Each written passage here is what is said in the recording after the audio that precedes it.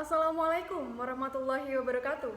Good morning, audience. Exit News are going live today with your presenter, Aulia Sabrina, who will presenting today's latest and most current information, along with the main news.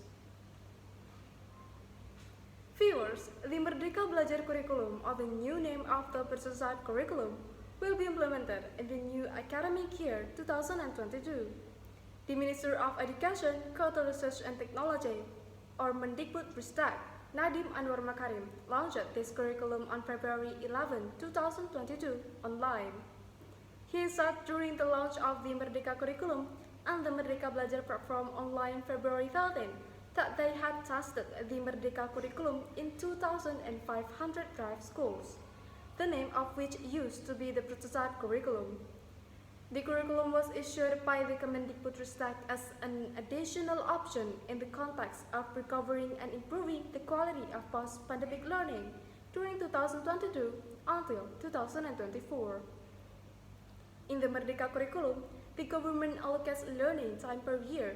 It is intended that educational units can manage the time and teaching of subjects in schools to make it easier for students to achieve learning according to phases. The Merdeka curriculum focuses on essential materials so as to create time for in-depth learning of basic competencies, including literacy and numeracy.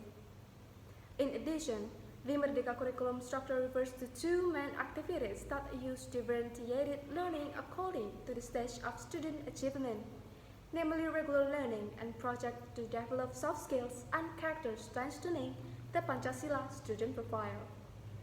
The drawbacks of this curriculum are the lack of human resource and an instructor system. This is because the independent curriculum is still new, and the government must conduct socialization first and require careful preparation in order to have a structured and systematic system. The Mendikbudristek said that the independent curriculum was optional or not mandatory, in the sense that all schools were not required to implement the curriculum. However, the positive impact of existence of an independent learning curriculum is that children no longer learn the same way. Instead, this curriculum provides an open space for children to explore and express their desires and interests in learning so that in the future children have a good spirit of competence and good characteristics. Let's move on to the next news.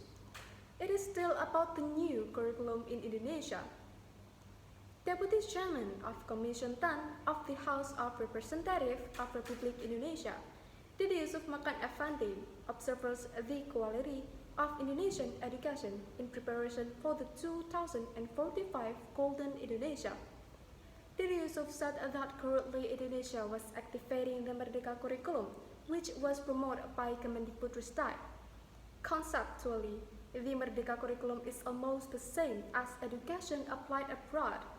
Unfortunately, the Merdeka curriculum applied in Indonesia actually looks burdensome.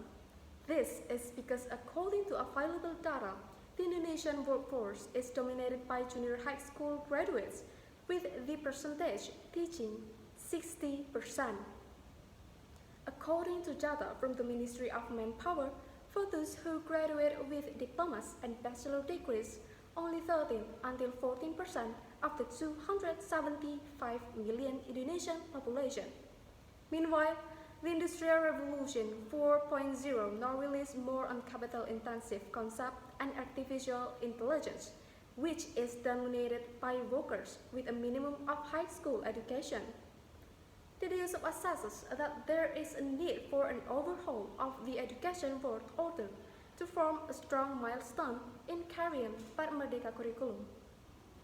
This reshuffle can be started by carrying the concept of Center of Excellence. In the concept of Center of Excellence, children who want to go to school are not subject to expensive fees. For information, the concept of Center of Excellence is the establishment of education by prioritizing quality in every educational facility in all provinces in Indonesia. As for prioritizing quality, it can be started from the cost of entering the school, which is not expensive. This is because there are several regions in Indonesia whose residents still have lower middle incomes.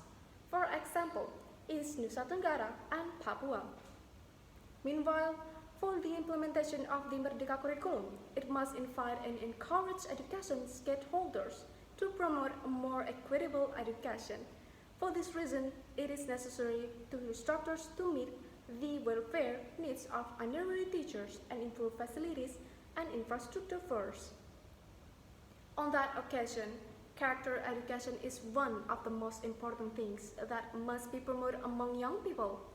Young Indonesians who have succeeded in scoring achievement in international competition can serve as examples by being invited to the Merdeka Palace. This will give rise to a sense of motivation and form a competitive character, so that more young people Indonesian are born with achievement. To overcome this problem, the Yusuf Sad, Commission of the DPRRI, is trying to invite the Ministry of Education and Culture, Parliament, and all education stakeholders to make an education roadmap called the 2045 Vision. Therefore, it is necessary to build a joint agreement on Indonesian education in 2045 to overcome this problem. Viewers, of the information earlier ended our meeting at Exit News today. I am Aulia Sabrina representing Aalborg's relative. Good morning and goodbye. Wassalamualaikum warahmatullahi wabarakatuh.